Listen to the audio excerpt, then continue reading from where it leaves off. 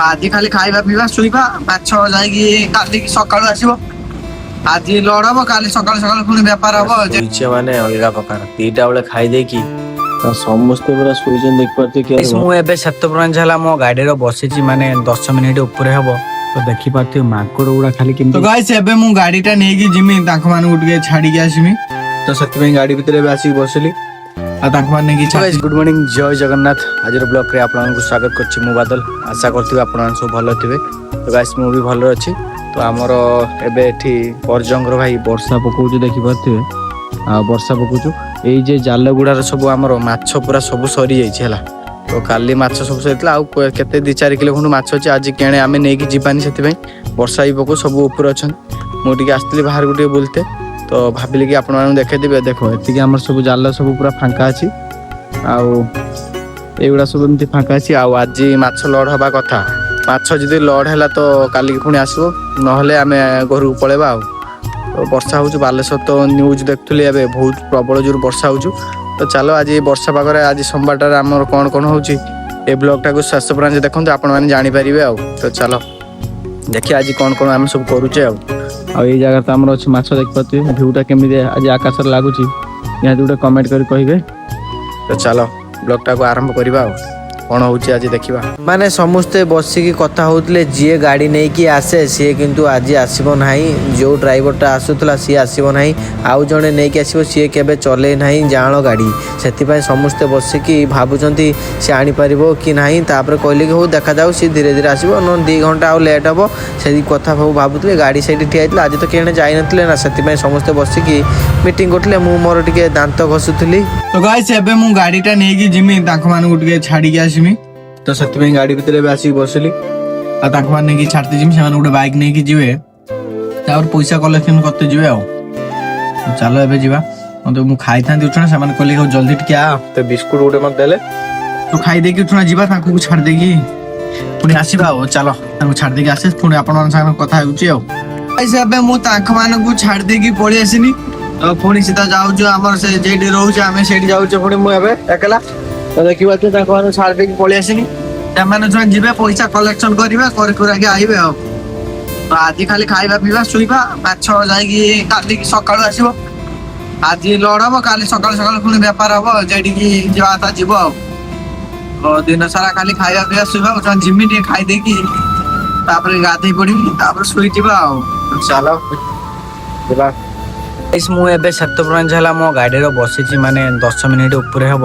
ତ ଦେଖିପାରୁଥିବେ ମାଙ୍କଡ ଗୁଡା ଖାଲି କେମିତି ଏପଟେ ସେପଟେ ଚିଲ୍ଲା ମାରୁଛନ୍ତି। ସାତପ୍ରାଞ୍ଜ ହେଲା ମାନେ ଆଗକୁ ଦେଖୁଛି, ଭାବିଲି କି ତମମାନଙ୍କୁ ଟିକେ ଦେଖେଇ। ଦେଖ ମାଙ୍କଡ ଗୁଡା କେମିତି ହଉଛନ୍ତି,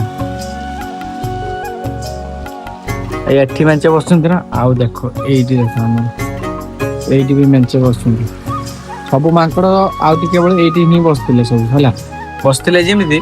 ତାପରେ ପୁଣି ସେଠିକି ଅଧେ ଚିଲା ମାରୁଛନ୍ତି, ଏଠି ଚିଲା ମାରୁଛନ୍ତି। ଦେଖ ସମସ୍ତେ ବସୁଛନ୍ତି ଡାଳରେ ସବୁ, ଏବେ ସବୁ ବସୁଛନ୍ତି, ଚିଲା ମାରୁଛନ୍ତି ସବୁ।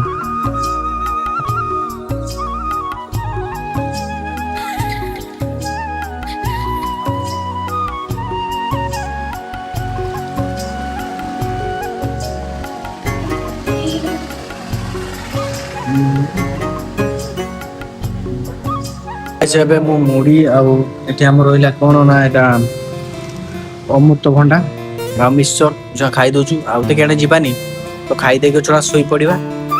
ତ ମୁଢି ଖାଇଦେଇଛୁ, ଆଉ ଭାତ ତ ନାହିଁ, ସମସ୍ତେ ଯାହା ଥିଲା ସମସ୍ତେ ଖାଇସାରିଲେଣି। ତ ଏବେ ଖାଇଦେଇକି ଶୋଇପଡିବା। ଆଉ ତ ଚାଲ ଜଲ୍ଦି ଜଲ୍ଦି ଖାଇଦବା। ଖାଇସାରିଲା ପରେ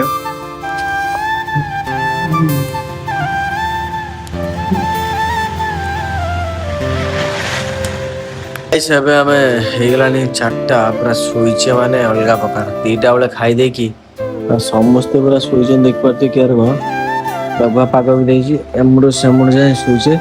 ଆଉ ଯେ ମାନେ ଶୋଇନଥିବେ, ସେମାନେ ଯାହା ଆଉ କିଛି ବୁଲୁଥିବେ, ଆଉ ପଳେଇଗଲେଣି ପଇସା କଲେକ୍ସନ କରିବା ପାଇଁ।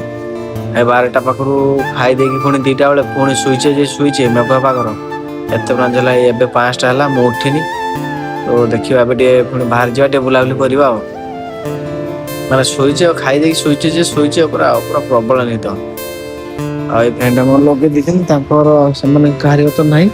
ମୁଁ ଏଇଟା ଘରୁ ନେଇକି ଆସିଥିଲି ବୋଲି ସେଇଟା ଟିକେ ଶୋଇପଡିଛି। ଆଉ ନିଦ ମାନେ ପୁରା ତ ଚାଲ ଏବେ ଯିବା ବାହାରକୁ ଟିକେ ଦେଖିବା ଆଉ କୁକୁର ଭିତରେ ଶୋଇ ସବୁ ଚାଲ ଏବେ ମାଛ ଯୋଉ ଆସିବ ବୋଲି ସେଥିପାଇଁ ଜାଲ ଗୁଡା ଯାହା ଏଇଠି ମାନେ ଟିକେ କଣାମଣା ଅଛି ତ ସେଥିପାଇଁ ସେମାନେ କରୁଛନ୍ତି ଦେଖ କାମ ସବୁ ପାଲ ପଡିକି ସବୁ କାମ କରୁଛନ୍ତି ଜାଲ ଗୁଡା ଯେଇଠି ଯାହା ଟିକେ କଣା ଫଣା ଅଛି ଆଉ ସବୁ କ୍ଲିୟର କରୁଛନ୍ତି ଏଇଠି ସବୁ ଲୋକ ଗୁଡା ଆମର ଠିଆ ହେଇଛନ୍ତି ଆଉ ମୁଁ ଟିକେ ଆସିଥିଲି ଏଇଠିକି ସେମାନେ ତାଙ୍କର ସବୁ କାମ କରୁଛନ୍ତି ଆଉ ମାଛ ଆସିକି ପହଞ୍ଚିଯିବ ସେଇ ରାତି 2ଟା ଖଣ୍ଡେ ଟାଇମରେ ମାଛ ପହଞ୍ଚିଯିବ ତାପରେ ପୁଣି ମାନେ ଅନଲୋଡ କରିବେ ସବୁ କାମ କରୁଛନ୍ତି ଏଇରକ ଆଉ ସବୁ ତ ଠିଆ ହେଇଛନ୍ତି ଆମେ ଦେଖ କାମ କରୁଛନ୍ତି ସବୁ